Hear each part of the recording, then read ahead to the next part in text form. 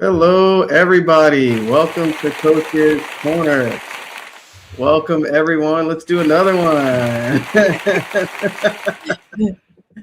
Hello, everybody. Welcome to Coach's Corner, where we share very, very powerful information and material every Sunday. And this one, we're kind of having continuation from last Sunday. Basically, we're talking about the book "Feeling Is the Secret" by Neville Goddard. And wow, is it short book, but packed with some beautiful material to help you basically create whatever it is that you want, whatever it is that you desire. So, notice it's just Alicia and I today. We may have another coach joining us, but we're always here to serve you and help you. And big shout out to Lou and Paul as well. So my name is Jamel Matias. I'm a certified mindset success coach / business consultant. And my purpose is to reveal the hidden potential that's already within you and guide you to your truest desires. I'm in the Maryland area. Obviously, for a lot of people in the States, there's a big snowstorm that covered half the country on the east side. So I'm looking at some beautiful new snow right now. But basically, I help individuals, entrepreneurs, business owners, just achieve higher milestones in their life, personally and professionally. And just like my colleague here as well, trained by the legend, late great Bob Proctor as well. So looking forward to sharing this, Alicia, my amazing colleague, Alicia. Yeah, thank you, Jamel. You're welcome. My name is Alicia Spinoza, and I am in Sweden. And I help people to align their values with their dreams, so that they can create a life that they feels good on the inside and not just great from the outside. And also I help leaders to be leaders worth following. And this is my biggest mission is more to get people to be more in alignment with their values, because when we live from our values, oh boy, the lives change. Thank you. You're welcome. Awesome. This is going to be so nice. Have to get the energy up for everybody. And speaking of energy, feel free to engage if you're watching this live. Drop some comments, and also, feel free to reach out to us if anything shared here really spoke to you today. And don't be shy. We're human beings, as you can tell, and we love meeting new people and helping people, of course, with this knowledge. So, wow, we're kind of continuing from last week. And there's a second chapter in this book called Sleep. And what that is, it's something we all do, right? I think it's 1/3 of our entire life we're sleeping. So that gives you a huge opportunity to be mindful of what you have in your conscious mind when you go to sleep. Be mindful of the state that you fall asleep in and how powerful sleep is, because we have like our whole life. We sleep to replenish and rejuvenate physically, mentally and emotionally, but also it gives us the ability to create things. And all of us have this, and it's so, so, so important to understand. So, hello, everybody. I see a lot of people on YouTube. Hey, YouTube. Oh, by the way, a big announcement. I just hit 100 subscribers. So thank you for everyone that helped me hit that milestone. And I That's think good. thank you. Thank you, Alicia. And I think it was 20,000 views too. So it's a huge milestone for me, where I didn't think, I wasn't really focused on growing that fast. So thank you so much. I appreciate it. So to help you and everyone watching, um, he says here, like right at the beginning of the chapter, which is beautiful, he says, once you're asleep, and it's important to pay attention, right, before you go to sleep. I didn't know this. He says, once asleep, man has no freedom of choice. Man or woman has no freedom of choice. And your entire slumber is dominated by your last waking concept of self. It follows, therefore, that you should always assume the feeling of accomplishment and satisfaction before you retire in sleep. That was huge. And I know a lot of people can relate to that, where you look at your day and you're just kind of stuck on what happened for the day, right? Hello. Hi. So when you're stuck on the negative aspect and you're allowing like maybe some bad things happen that day and you're taking that into your sleep, you're actually recreating things to match that frequency. And this is such a great reminder, because this is something I'm currently working on. I'm developing even more. What is your last waking concept of yourself? Who really operates like that? Right? Elisa, did you want to take the pass? Yeah, I what it strike to me when you say the concept of yourself, because it's so important what the concept of ourself, because our ego will defend the concept that we have about ourselves, and the I am, whatever is coming after the I am, is so powerful that it becomes the concept of ourself. And then when we go to sleep and we have that concept ourself, it will be more stronger, because if we in the conscious mind all the time say, oh, I am this, or I am this, oh, I'm such a fool, or oh, I am a, a dumb.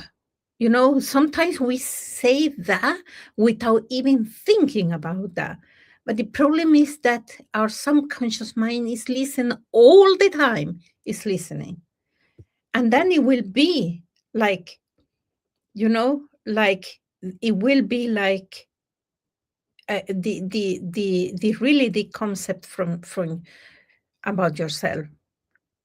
So that is very, very important. And also I have many times, many years, I could not sleep because my head was all the time like, you know um, all the time it was like, thinking about, oh, I should have been do this and should be do that. And then I learned how to just clean my mind during the before to sleep, so that I could just, you know start to create another concept about myself. So it's very, very important to think. Yeah, absolutely. It's so interesting when you're sharing that. It's like there's two versions we can choose, right? There's always a choice. And without awareness of what you're thinking, we usually fall upon what we see with our eyes, or what happened throughout the day, or, you know, we just take our day that we had into our sleep. And I've done that majority of my life. And I know I'm not alone here, with pretty much majority of people walking this planet. So this should be a really powerful awakening, right? And it's funny I say that, because there was something in my meditation. They say, one of my teachers, meditation teachers, Andy, he said, there's those that when they're awake, they're actually asleep. If their eyes are open, they're actually asleep. But Mm. when your eyes are closed, you can be more awake. And I was like, wow, that really spoke to me, because how many times, and who can relate, where we're going through our day, going through life or whatever, and we're not really focused on who we're being, right? And I was just talking to someone about this, one of my clients yesterday. I said, I'm being more rather than doing more. Mm. So the question is who are you being, especially when falling to sleep? And Neville says here, he says the subconscious never sleeps. It never sleeps, just like Alicia is mentioning, right? It always receives what you give it. So what do you focus on in your conscious mind? He says sleep is the door through which the conscious waking mind passes to be creatively joined to the subconscious. Wow. So sleep is a doorway. Mm-hmm. When you take your conscious concept of yourself into your sleep. So what are you aware of? Are you like taking a negative energy or allowing what you see and experience to create your tomorrows? And I remember Bob saying that, it's a perpetual cycle of doom, right? Expecting something different or things to get a little bit better or whatever, but you're not aware of these things that you're taking into your sleep. So, and this is why, mentorship's important too, because now you're learning how to apply it consistently, and not only by yourself, you're with people that, do this continuously. And it's all about getting an understanding first. So I love that when he says it's all about, sleep is the door through which the conscious waking mind passes to be creatively joined. And I love how he was sharing how it's like the male female aspect. And he said your consciousness, everything that happens in your life are children born of what you created. And I was like, wow, I never heard anyone say it like that. So yeah, Alicia.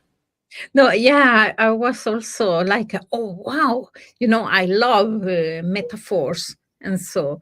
And when I read that, it's like, yeah, this is so true.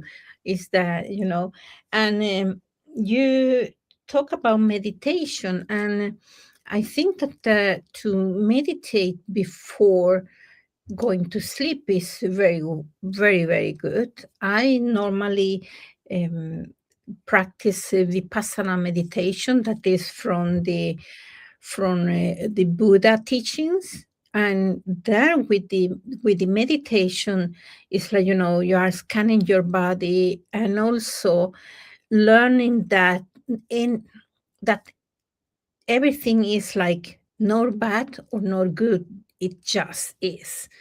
And this is very good because when we go through the day, at the end of the day, and sometimes we say, yeah, but this happened, it was bad. And this, we set a etiquette about like, this is bad and this is good, but we don't know about that. We just know that something happened, and with our senses, we categorize them as good or bad. But we don't know, maybe 2 years after, that just when I categorize it as bad was a good thing for me. Only that I just not recognize that at the moment. And it's that when we go to sleep and we are so attached to what we have categorized the things, then we are starting to feeling bad if we categorize the things as bad. Instead of saying, okay, this happened, I did this way, this time, because with my knowledge, my resources, my awareness, this is how I could do that. And just be gentle to ourselves, that if I could know better, I will do better. So, and it's just coming back to about the concept about ourselves. That is very important, I believe, before we go to sleep, so that, yeah, where we put the energy. Yeah, I love that. I'm giving you applause.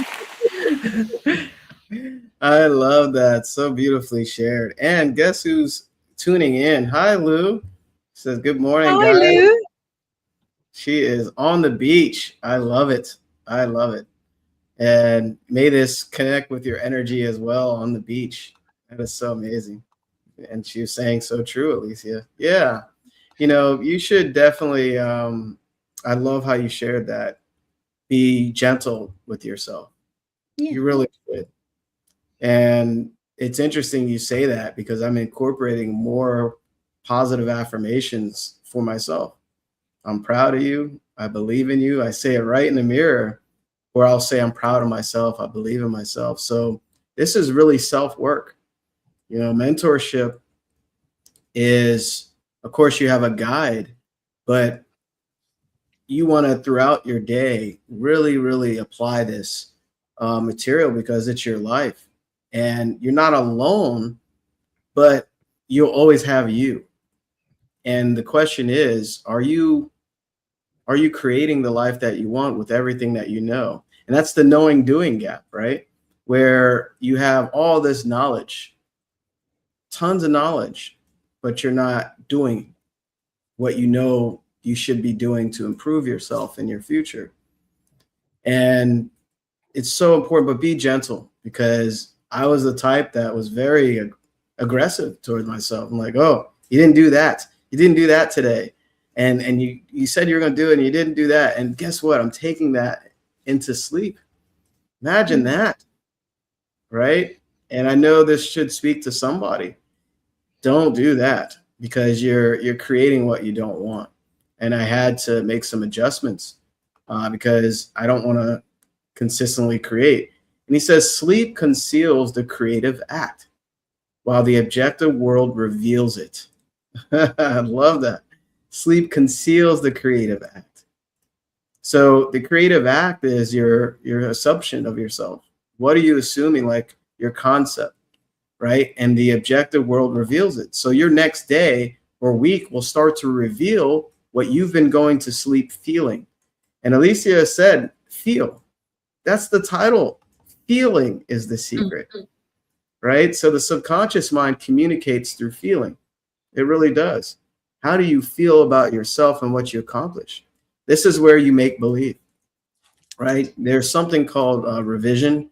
It's not in this chapter, but I know Neville talks about basically rewriting things that didn't go so well to the way you want. You can do that. It's called pruning shears of revision. That's a different way of changing things that may have happened throughout the day. But the bottom line is you want to be conscious of who you are and the feeling of the wish fulfilled when you go to sleep. And I wanted to share this beautiful, he had like a short story here. He says, by night on my bed, I sought him whom my soul loveth. I found him whom my soul loveth. And I helped him, and I not let him go until I had brought him into my mother's house and into the chamber of her that conceived me. So basically, it was a beautiful little story of basically bringing in the thoughts that they wanted and gave birth to the reality. So it's kind of like a love story between conscious and subconscious. And my soul love it. My soul is the subconscious, right? And it was so beautiful how you put that in there. And the conceived part is your reality, what you created from what you basically impressed in your subconscious mind when you go to sleep. It was cleverly done, and I just wanted to share that little part there. Alicia? It's beautiful. Yeah, it is so beautiful. I came to the when you say about affirmation, it's just like because I met some people that say, "Oh, but I don't believe in affirmation."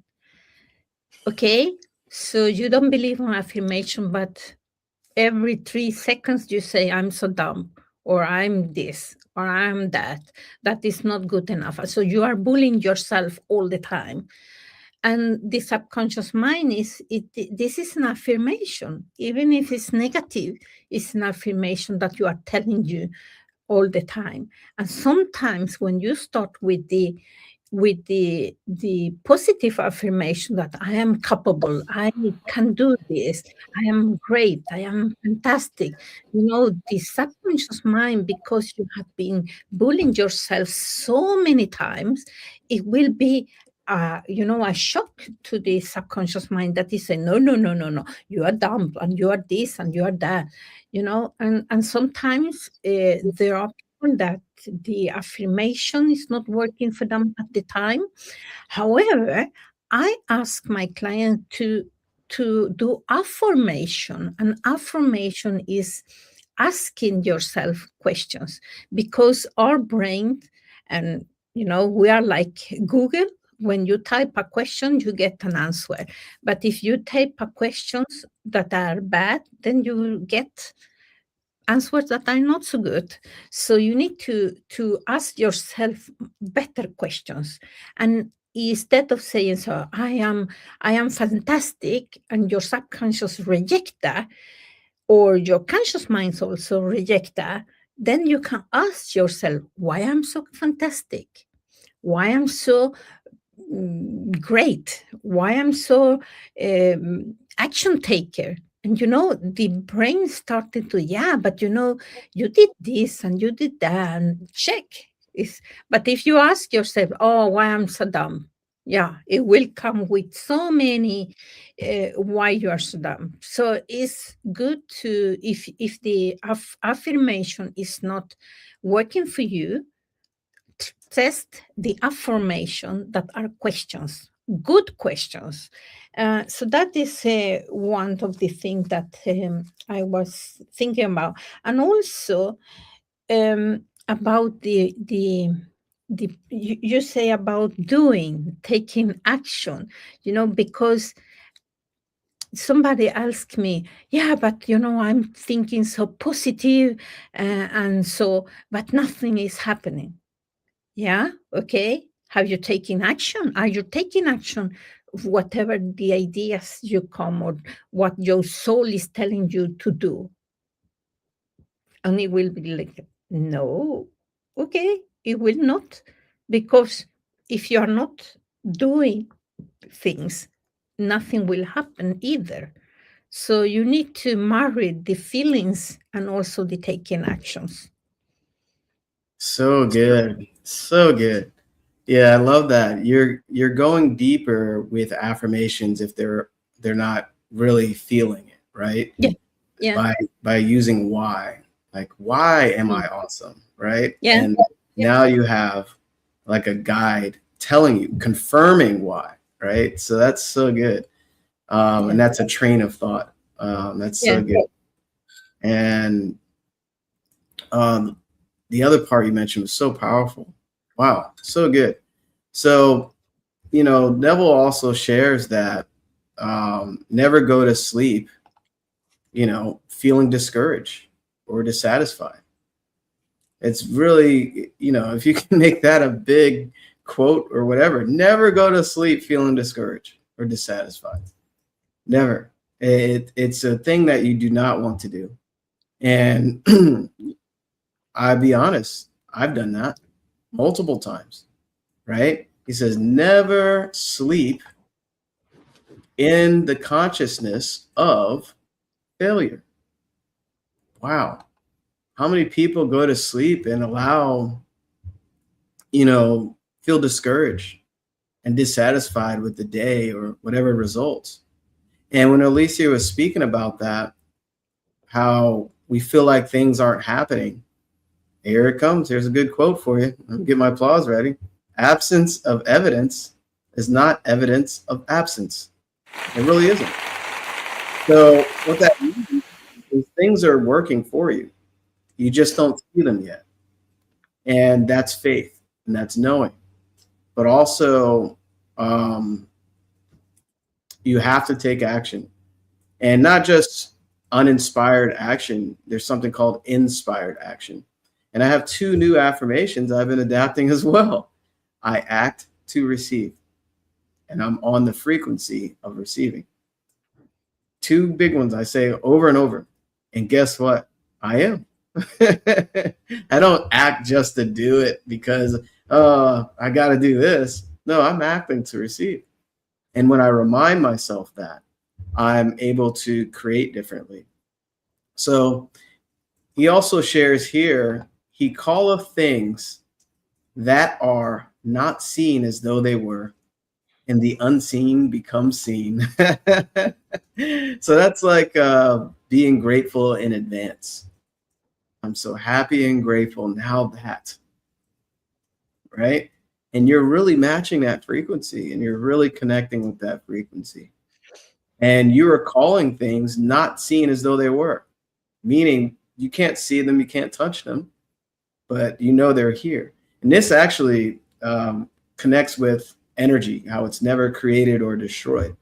It's just it's in one form or another. So the person or whatever material thing that you desire is waiting on you to connect with that frequency. So this is important because we're talking about sleep. Now you can utilize this gateway to the subconscious consistently to create things that you want. And you can start small too. You don't have to think of something really big. This works all the time, which is beautiful. And it's a gift that we all been given if you're open to receive it. Alicia? Yeah, I was thinking about the faith that you talk about, and you have in your signature believing in the unseen. And it's because I think that sometimes when we don't see, we cannot see how things are going to happen, how we are going to reach that goal. And so then we lose the faith. And then we go and sleep, and then it's discouraged at, oh, it didn't happen today either. Instead of saying, okay, I taking the inspired actions, not the I must action. Because if you have a goal and you hear yourself saying to yourself, oh, I must do this, I should do this, and I ought to do this, that are not inspiring actions. It's like something that is from the outside. And then, oh, I should be doing that. And then you don't like that, you don't feel that. And it's why it's important that your goals and dreams are in alignment with your values. Because when you connect them with your values, then you will know that taking action is the step, and feeling as the wish fulfilled. And the ideas will come, like do this and do this, but then it's like taking action. Because if you get an idea and you're so inspiring to do that, but then you let the fear of something stop you, then the universe say, it says that this person is not so serious about their dreams. And then everything disappear. So it needs to be this faith that you are moving, and especially who you are being to get where you want to be. So it's like, is yeah. And also I like your affirmations. Very, very good. Thank you. So it's good to have affirmations that empower you. Thank Yeah. you. Yeah, thank you, Alicia. Yeah, it's interesting as you grow, you see differently. And I knew those two affirmations would really help me with action, right? Um, and speaking of action, you mentioned, if you don't see things happening, that reminds me of where, the senses, you can see, hear, smell, taste, and touch. But when you don't see certain things, the eyes can be a gift and a curse, right? They're a gift because obviously you can see beauty in the world and other people and your loved ones as well, everything, right? And northern lights as well, right? At least you can see with Yeah. your eyes. But at the same time, the curse is you believe that's all that's there, right? Yeah. So when you understand that the eyes are a gift, and a curse at the same time, it depends on your perception. It really does. So Neville goes on to say here that signs follow, they do not proceed. So proof that you are will follow the consciousness that you are. It will not precede it. So, oh wow, I shared this beautiful post of Neville's. He was referring to, and I hope I do this some justice. Uh, we got Lou there, still tuning in, hanging out with us. Andrew, hey Andrew, yeah. So, Neville's compares the outer world to a mirror. Everything in your life, your job, your money, your business success, people you attract, people in your life, everything.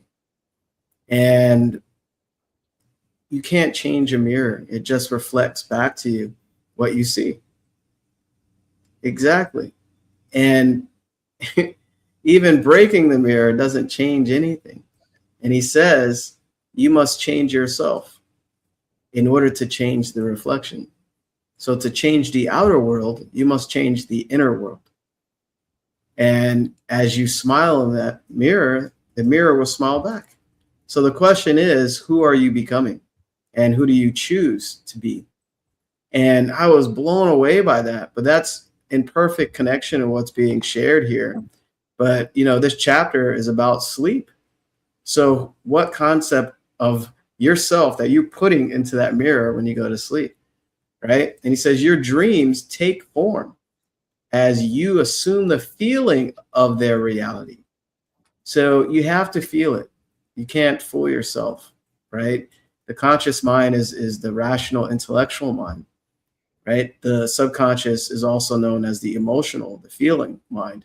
So you have to really feel it as though it's done. And he says, do not limit yourself to the past. Wow, that is huge. How many of us limit ourselves from our past?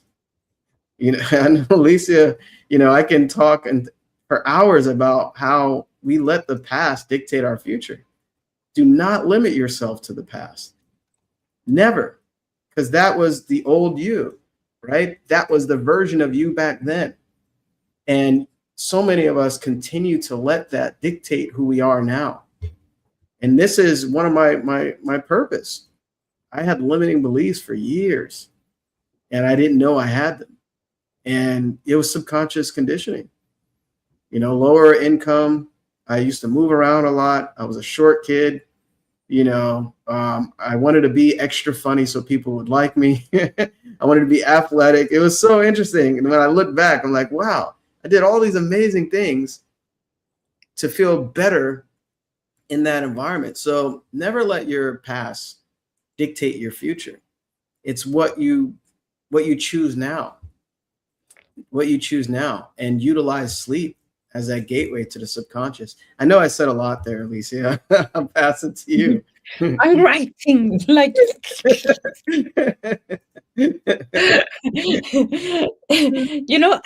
I was thank you. It was so good. I like so much here, and Thank you. I I I when you say about the senses and the northern light, I need to to explain that because I was in the I am doing yeah, so it's like the our senses is like telling no, it's not, or we are believing what the senses are telling us, and we normally we don't discuss or or challenge what we see, what they say. uh, I am doing a project in the very north of Sweden. It's very, very cold there. And I am, traveling to that place. And we were last week um, watching for the Northern Light. And the Northern Light is there, it's always is there. The problem is that when you are in the town is so many lights that you cannot see that. And it doesn't mean that it doesn't exist. It's because you need to go to a place where it's dark, in order to see the northern light. Because if it's so too much lights, you don't see that. And that made me think about also sometimes we need to go to, when we don't see these things and we see everything that is dark, it doesn't mean that our dreams are not, you know, there, that we can reach them. It means that we need to move to another position so that we can see more clearly. And this is very, very, uh, very important, so to think about. And I also think about the past. And the past is always, coming all the time. It will not leave you. I don't know. My past has lived in me, but it's like Yemel says, it it it it doesn't dictate my future. And this is, we need to be aware of that, because, for example, I have a conversation some days ago with a prospect or a future client, and then I get rejected. And then at the moment, I thought, okay, but then I started to feel something in my body. And then I sit down and I say, what is my feeling at the moment? And what is the reason I'm feeling that? And in that moment, I realized that Alicia, 5 years, was feeling rejected.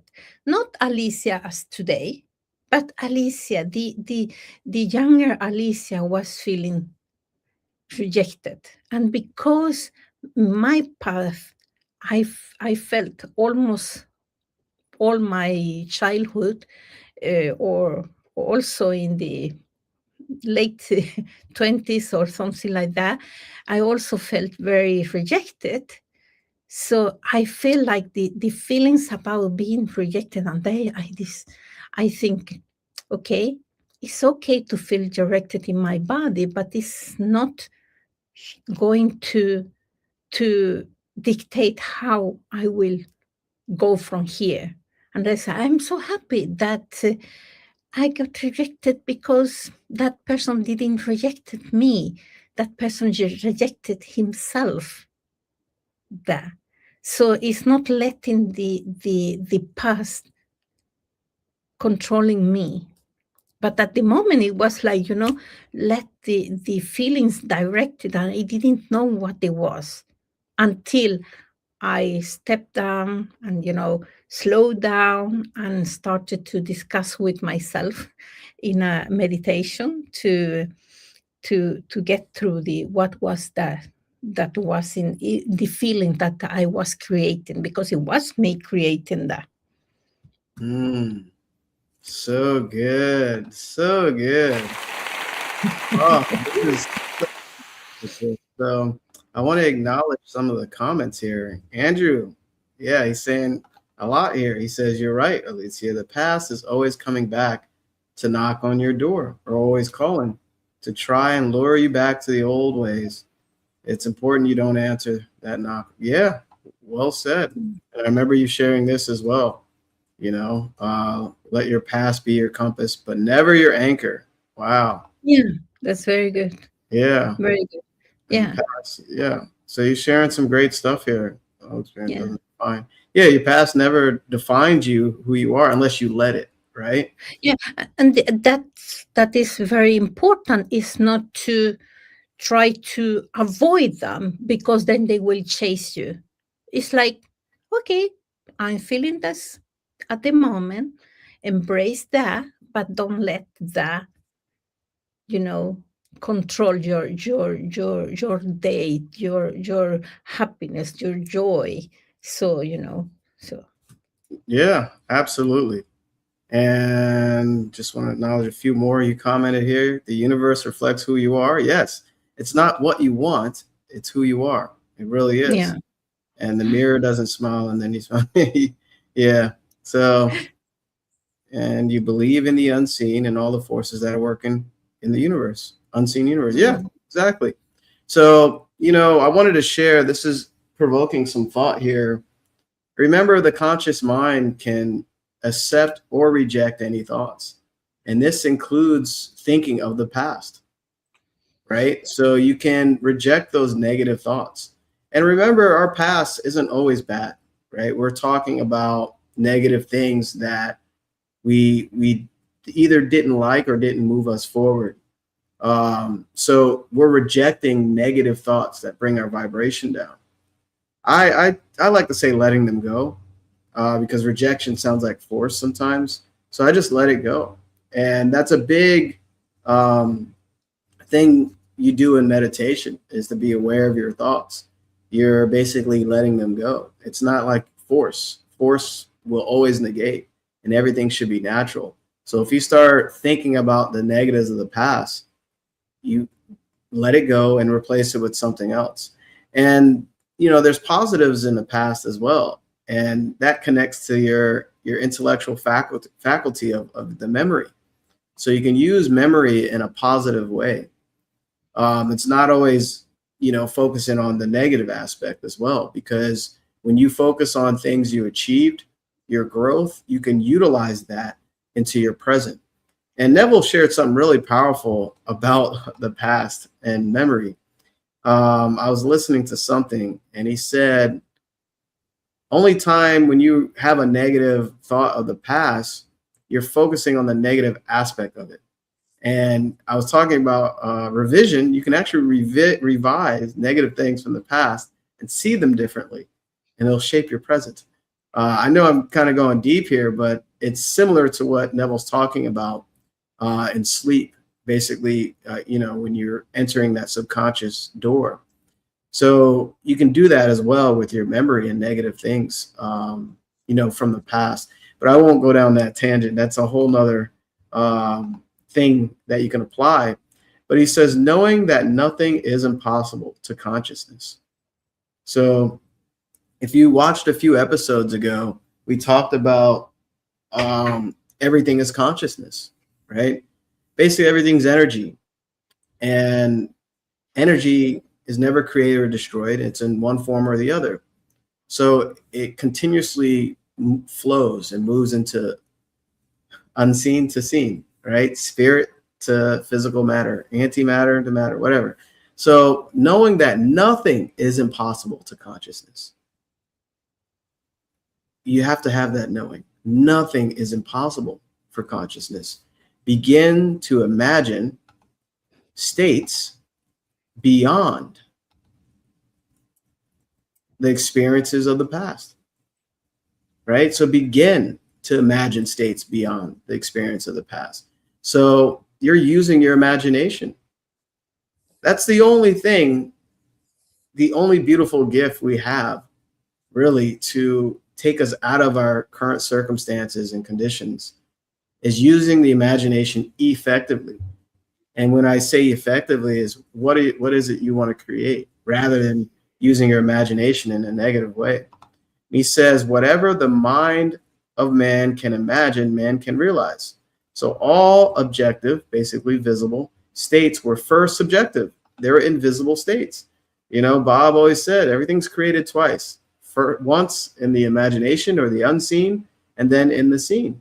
And you call them into visibility by assuming the feeling of their reality. So you want to assume the feeling of it, right? Who cares what's in your bank account? Assume the money's there, right? Assume you paid off whatever. Assume you have the home that you have, assume, right? You want to get really, really emotional about it. So the creative process is first imagining and then believing the state imagined.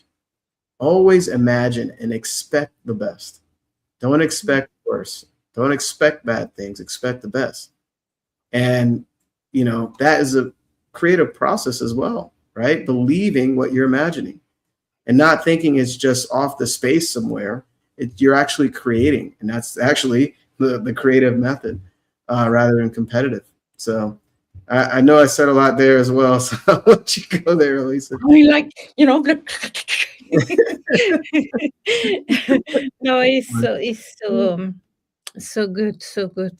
Um, and to come into what you say about expect the best is that sometimes we don't expect the best because we uh, underestimate ourselves and overestimate the thing, you know, the issue that we need to solve, or the the problem. What we say is the problem. So we underestimate our own power and overestimate whatever it is, and then we feel like, oh, I'm not so good, and then we are creating the the concept of ourselves. So this is very important, to believe in self, the assertiveness about ourself and our power within, that we are more powerful than what we think. And when challenge come, for me, it's like, when I have a challenge, it's like, oh, this is interesting, because this challenge make me think about what is the tool that I have inside me that I don't know that I have, and how can I use it, how can I use it to solve this challenge, so always thinking like, okay, what is next step now from the knowledge I have, the awareness I have, and the tools I have? How can I take the first step to that? Uh, and again, not letting the past uh, control me, because everything everything is have a positive side and a negative side. I normally say, like the magnet doesn't exist if it has not a positive side and negative side, and so is life. And everything, even if you win the lottery, something is positive and something is negative in that. So we need to learn that life is just, it's nothing. We not to put the etiquette. And in the past, as I told before, that sometimes we say, oh, this is the worst thing that happened to me. But some years later, you can say, this was the best things that happened to me, because they make me do some changes in my life. So the challenge that come to our life is not to break us down, is to create us, to get us to to what is in the word, I even remember the word, to discover what is inside me that I have not yet used it. I love that. Oh, I love it. I love it. We're discovering ourselves, Yeah. and you shared some beautiful things there. Wow, we have Thank you, power. Andrew. Andrew, Yeah, like it, the magnet. Yeah, it's there. It's yeah, life. Don't expect only the positive, because then it's not. Uh, it is a fantasy that is not there. It is only create uh, frustration when you expect everything to be positive, or to you put the what you say that is positive. But when you something that you put in negative, ask yourself, what is the thing that I need to know now, that I already know, but I need to get to the surface so I can use yeah, to solve. right. Yeah, that's so good. You're basically saying you have everything you need right now within you, and you really do. And you have power over it. You really do. You're creating all of this, whether knowingly or unknowingly.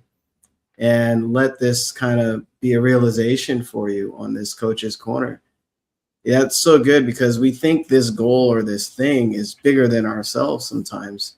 and that diminishes our belief about ourselves and what we're capable of creating. So I'm so glad you mentioned that.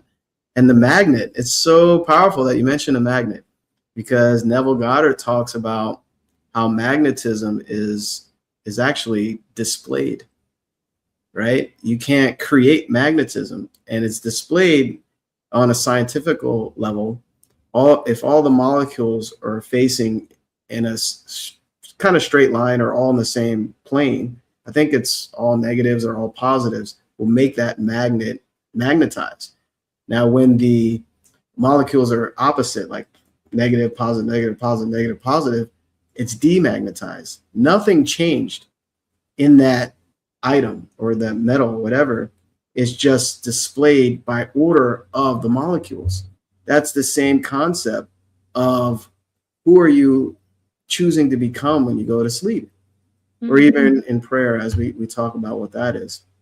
So all you're doing is, like Alicia said, you're discovering oneself over and over again. And you're actually choosing as well. Because think about it, you chose those negative things in your life on a subconscious level. And like just what Alicia is saying, there's an opposite to everything. This was the worst thing that ever happened to me. It was also the best thing. This is the power of perception, when you're able to see the other side. That was the best thing that ever happened to me. I didn't see it at the time, but now when I look back, I went through that so I can do this and do that and become this or achieve this, right? So powerful, being that you mentioned a magnet, because that allowed me to kind of see that you're displaying one thing or the other. Are you becoming a magnet, or are you repelling, right? Are you a magnet to what you want to create, or you're holding it away? That's so beautiful. So he says the world cannot change until you change your conception of it. As within, so without. So the world cannot change until you change your conception. How do you conceive the world? Do you see that you're creating it and it's working for you every day, or you think it's working against you? And there were times when I thought the world was working against me. Trust me. I was like, I'm doing everything right. What is happening? But it's as within. You are the source, So, and what's so beautiful, he says here, wow, you have no one to change but yourself. And you have neither opponent nor helper in bringing about the change within yourself. Well, we're helping you today. We're helping you understand, right? But this is a personal journey. That's why they call it personal growth, personal development. It's very personal. And now you're getting an understanding, right? And this is so good. The world cannot change until you change your conception. See, this reminds me of that quote. People don't resist change. They resist being changed, right? So you don't resist change. It's just being forced. So, like I said, force negates, and you want to change from within. As within, so without. And there's no opponent. I like that. Nor helper in bringing about the change within yourself. So there's no opponents. There's nothing stopping you but you. Let this really wake you up today, right? I got to give myself applause there because I'm getting excited. Yeah.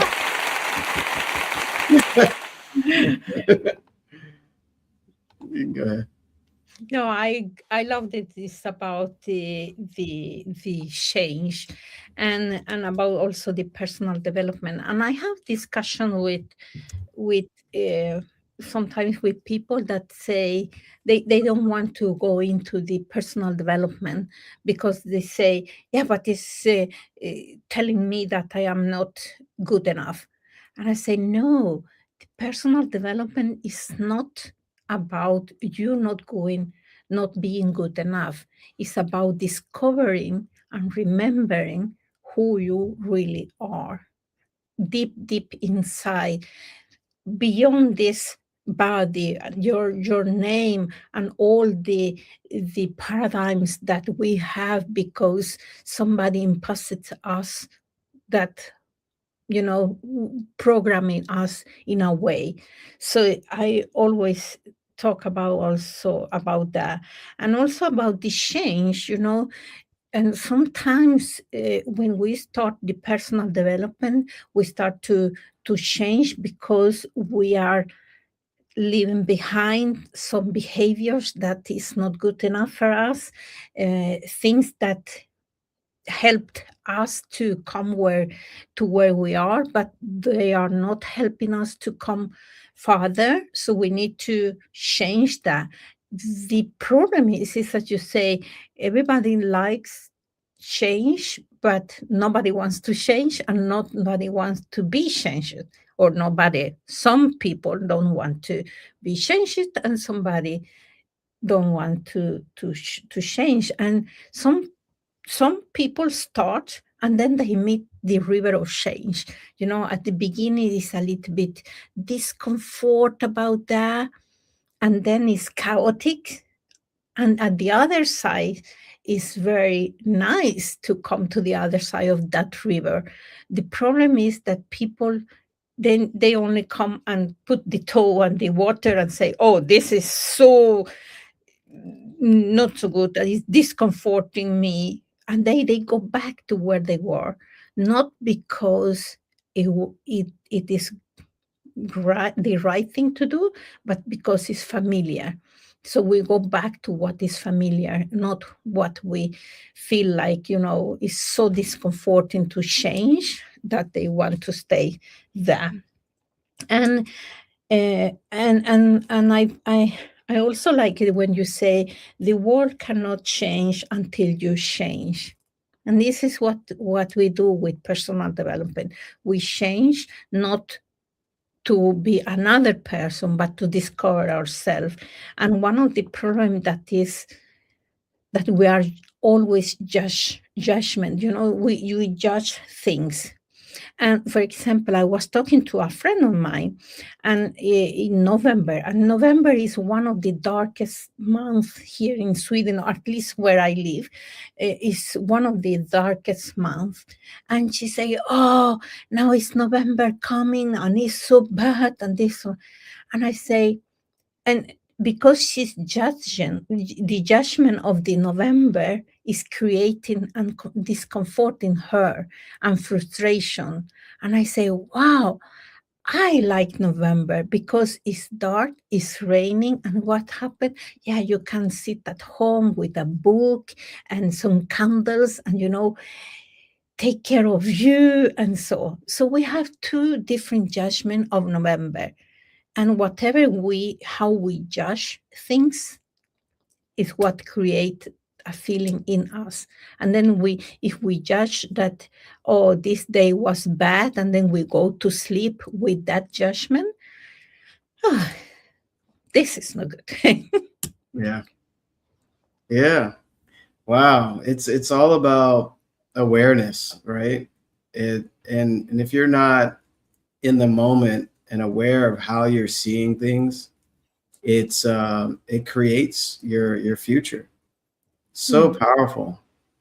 And personal development, I like how you're saying you're discovering who you are, right? And both of us, we have many people we help, and I see it. I see in people that version that tests the water and jumps out, or that person that stays in the water a little while.